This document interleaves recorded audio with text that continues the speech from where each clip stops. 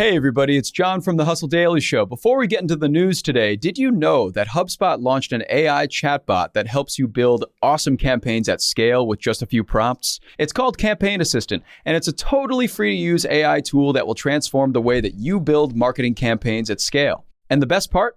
It works seamlessly with all of HubSpot's marketing and sales tools to scale your output across email, social, and more. So AI your way into the most effective campaigns yet at HubSpot.com/campaign-assistant. What's going on, everyone? It's Wednesday, October 12th. I'm Zachary Crockett here with Rob Litterst, and you're listening to the Hustle Daily Show.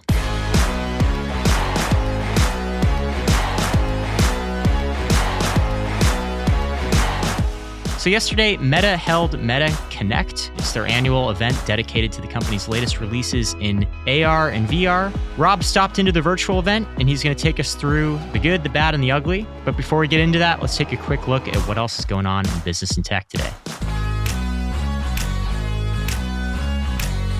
TikTok is eyeing fulfillment centers in LA and Seattle to ensure fast and sustainable growth of the TikTok shop per new job postings.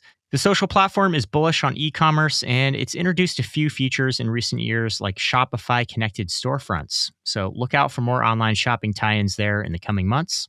The U.S. Labor Department's new proposal could reclassify gig workers as employees. Upon the news, Lyft shares were down 10%, Uber shares were down 8%, and DoorDash shares were down 6%. We saw a similar law go into effect in California in 2020, but in that case, voters also passed a proposition that omitted rideshare drivers from legislation. So we'll believe it when we see it.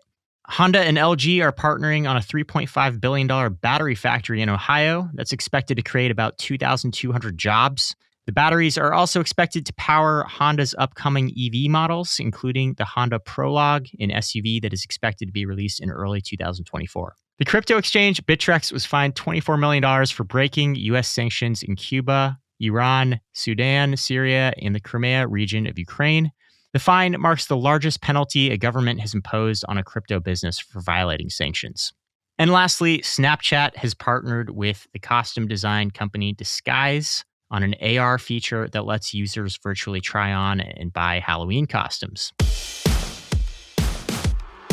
And on that note, that takes us right into our main topic here. Rob, you dropped into Meta's annual VR and AR event yesterday. What was the vibe like there? So it's funny, Zach, I have seen some of the clips from these events in the past, and they felt pretty cringy. And yeah. Being a live audience member, it felt pretty cringy there too.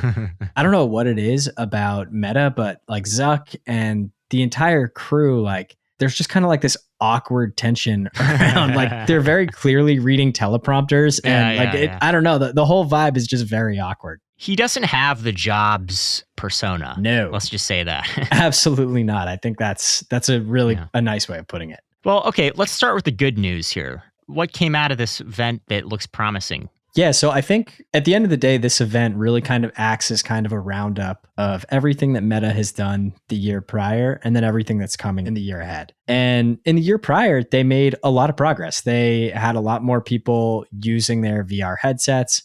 They have a lot more people using VR together, which I think is a really, really big thing for them.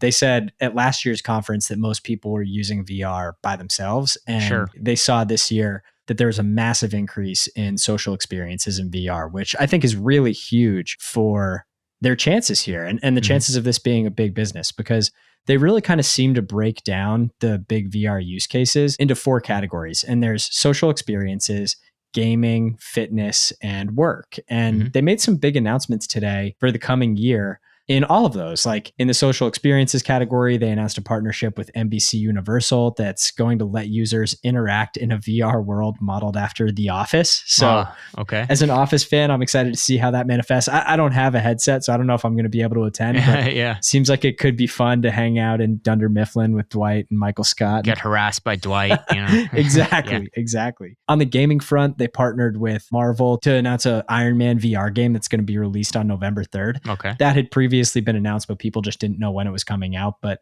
I think that's like a really cool use case, is kind of building out custom made films and series that are for VR headsets. Fitness is another really big area for them. And they released what they're calling an active pack, which is basically kind of like hardware to go along with the Quest 2 headset that's better equipped to handle sweat and movement. It's like a sweatband. Yeah, exactly. A sweatband. I think they have like, if you think about like the AirPods, I think they have like a better kind of like grip on the headset that's like more likely to keep it on your head and not get soaked and nasty. So Okay. they're thinking about the people there. And apparently fitness is a really big use case for them. They've seen a lot of people who have made that kind of the primary thing that they're doing on their Meta Quest. Sure. And then the last piece, on the work front, they announced an integration with Microsoft that will make all of Microsoft's apps available in VR. So think Teams and I guess the Office suite if you want to jump into an Excel file and hop around the formulas in there. Not really sure how that's going to look. I think the big announcement on the day is they announced the Meta Quest Pro. Sure.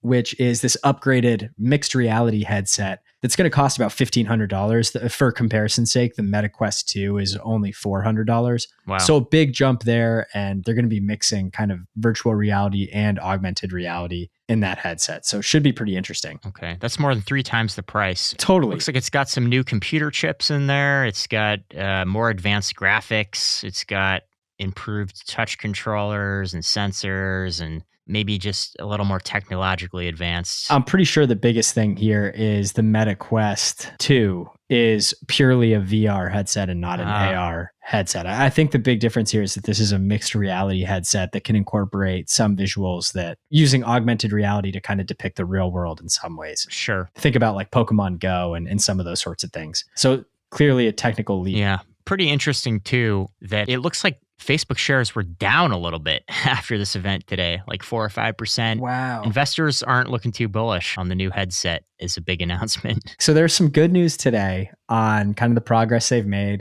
and what's to come. But I think Casey Newton from Platformer, formerly of The Verge, he wrote a piece kind of preceding the event today, talking about some of the challenges that Meta is having, and specifically Zuck's challenge to get employee buy-in on the metaverse. So Zuck is clearly bought into the metaverse. Their CTO, who goes by Boz, is clearly in on the metaverse. Their higher ups are very much in on this metaverse strategy.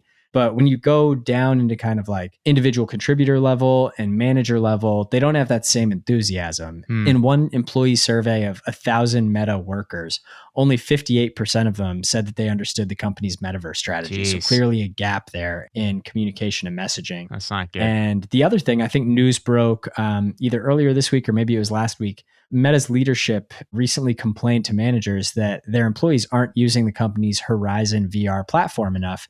And they're essentially going to start like setting up time every week for employees to start using it. And I think the words that were used is like, how are our employees supposed to fall in love with the product if they're not using it? And how are other people supposed to fall in love with the product if our own employees aren't falling in love with the product? So there's clearly a few challenges there in getting buy-in. And it brings up this point of, is Zuck too early to the metaverse? I think one implication of that and one implication of employees not being super gung-ho about it is like it could take like 5 or 6 years for these products to get the kind of market share that some of Meta's other products have, right? Like billions of users. And I mean, I don't know if it'll ever even get to that point, right? But these employees would rather work on projects that have more tangible and measurable success right now, where they can have an immediate impact. So it sounds like a lot of kind of like lower level employees there and mid-level employees there are gravitating to other projects where their future is a little bit more defined and where their impact is a little bit more defined. Sure. Yeah, I think, the idea that maybe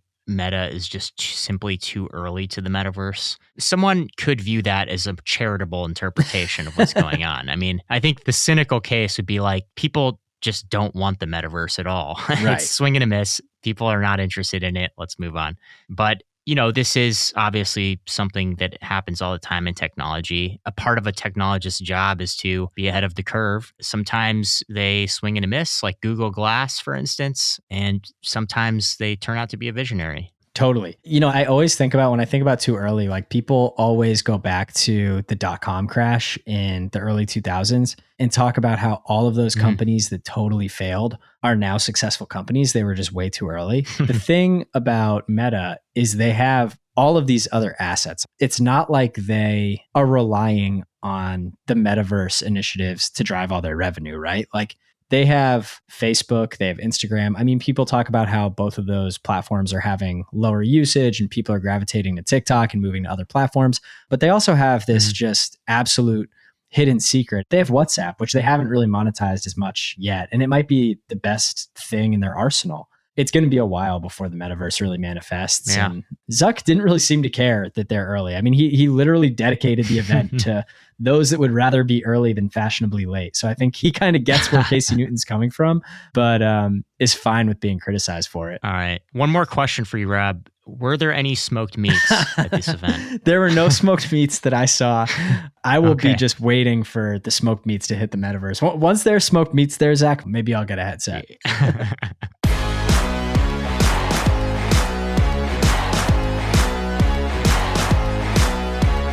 All right, that's going to do it for us today, everyone. Thanks for tuning into the Hustle Daily Show. We're a proud part of the HubSpot Podcast Network. Our editor is Robert Hartwig, and our executive producer is Darren Clark. We've got a lot more tech and business coverage over in our newsletter. If you're not subscribed, head over to thehustle.co/email. That's thehustle.co/email. You'll find a lot of good stuff over there. And otherwise, have a wonderful rest of your day, and we'll catch you all tomorrow.